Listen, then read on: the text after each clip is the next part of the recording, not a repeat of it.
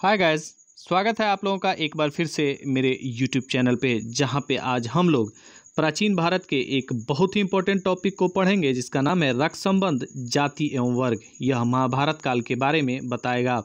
तो चलिए शुरू करते हैं आज का ये सेशन। लेकिन सेशन शुरू करने से पहले मैं आप लोगों से एक रिक्वेस्ट करूंगा कि अगर आप मेरे चैनल पे नए हैं तो मेरे चैनल को सब्सक्राइब कर दें और वीडियो को लाइक एवं शेयर करें। चलिए देखते हैं पहला क्वेश्चन।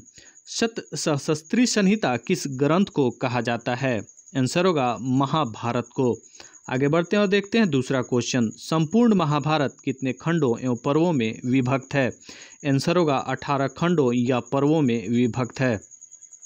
Next question. महाभारत का समालोचनात्मक संस्करण किसने तैयार किया था? आंसर होगा वीएस सुक्थांकर, जो कि 45 वर्षों में इस काम को पूरा किए थे। आगे बढ़ते हैं और देखते हैं चौथा क्वेश्चन। महाभारत की रचना किस भाषा में की गई थी? आंसर होगा महाभारत की रचना संस्कृत में की गई थी। पांचवा क्वेश्चन। महाभारत के मूल रचनाकार कौन थे? आंसर होगा भाटसारथी या सूत। चलिए आगे बढ़ते हैं और देखते हैं छठा क्वेश्चन। भगवत गीता में श्री कृष्ण अर्जुन को किस बात का उपदेश देते हैं? आंसर होगा निष्काम कर्म और भक्ति का उपदेश देते हैं। Next question. महाभारत की मूल कथा किस युद्ध की कथा है? आंसर होगा कौरव और पांडवों की युद्ध की कथा है। आगे बढ़ते हैं और देखते हैं आठवां क्वेश्चन। कुरु वंश की राजधानी कहाँ थी? आंसर होगा हस्तिनापुर, जो आजकल मेरठ यूपी में पड़ता है। आगे बढ़ते हैं और देखते हैं नौवां क्वेश्चन। कौरव और पांडवों के युद्ध के कारणों का पता महाभारत के किस पर्व से मिलता है? आंसर होगा आदि पर्व से मिलता है। Next question. हस्तिनापुर के राजा कौन थे? आंसर होगा पांडु। पांडु के मृत्यु के बाद उनके भाई धृतराष्ट्र राजा बनते हैं, जो कि नेत्रहीन थे। आगे बढ़ते हैं और देखते हैं 11वां क्वेश्चन। कौरव पांडव युद्ध कितने दिनों तक चला था? आंसर होगा 18 दिन तक। अब ये युद्ध हुआ क्यों था, इसके बारे में थोड़ा सा जान जाते हैं। धृतराष्ट्र जब राजा बनते हैं तो उस समय पांडु के बच्चे छोटे होते हैं और धृतराष्ट्र राजा बनने के बाद हस्तिनापुर के गद्दी को चलाते हैं। लेकिन जब पांडु के बच्चे यानी पांडव बड़े हो जाते हैं तो वो गद्दी को वापस चाहते हैं, लेकिन धृतराष्ट्र और उनके बच्चे ये काम नहीं करने देते हैं। इसके लिए बहुत बड़ी लड़ाई होती है, जिसमें पांडु के बच्चे यानी पांडव विजय होते हैं और कौरवों की हार हो जाती है। Next question. कुंती और निषादी के लेखक कौन हैं? आंसर होगा बंगला लेखिका महाश्वेता देवी। आगे बढ़ते हैं और देखते हैं 13वां क्वेश्चन। ऋग वैदिक परिवार कैसे होते थे? आंसर होगा पितृसत्तात्मक, यानी पिता की यानी मर्दों की ज़्यादा वैल्यू होती थी।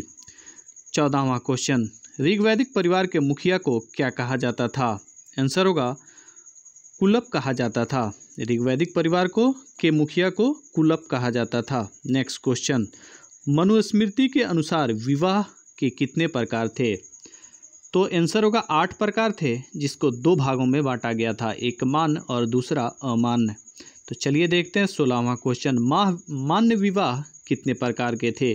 4 प्रकार के थे। कौन कौन है देख लेते हैं। पहला ब्रह्म, दूसरा दैव, तीसरा आर्ष और चौथा प्रजापत्य। चलिए आगे बढ़ते हैं और देखते हैं 17वां क्वेश्चन। अमान्य विवाह कितने थे? आंसर होगा 4। ये भी 4 थे। पहला था असुर, दूसरा था गांधर्व, तीसरा था राक्षस और चौथा था पैशाच विवाह। आगे बढ़ते हैं और देखते हैं 18वां क्वेश्चन।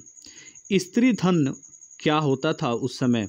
तो आंसर होगा जो स्त्रियों को भेंट के स्वरूप उसके पिता के पक्ष से या पति के पक्ष से या उनके संबंधियों के द्वारा दिया जाता था, वही उस समय स्त्रियों का धन होता था।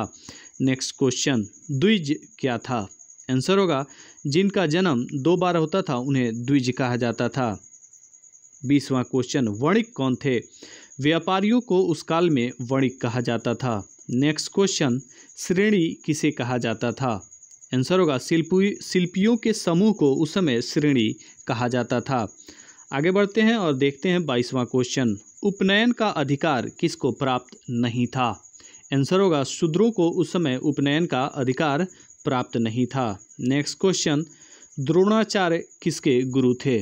आंसर होगा द्रोणाचार्य अर्जुन के भी गुरु थे, अर्जुन के गुरु थे।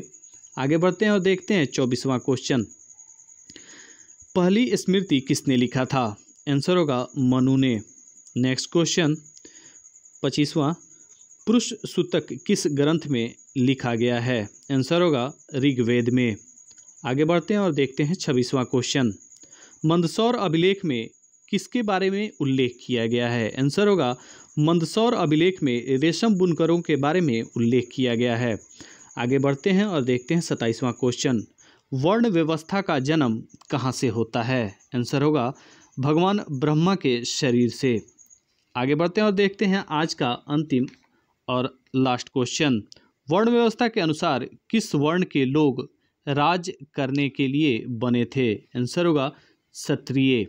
तो इसी क्वेश्चन के साथ आज का ये सेशन समाप्त होता है। मिलते हैं हम लोग एक नेक्स्ट वीडियो में नेक्स्ट सेशन के साथ। तब तक के लिए बहुत बहुत शुक्रिया।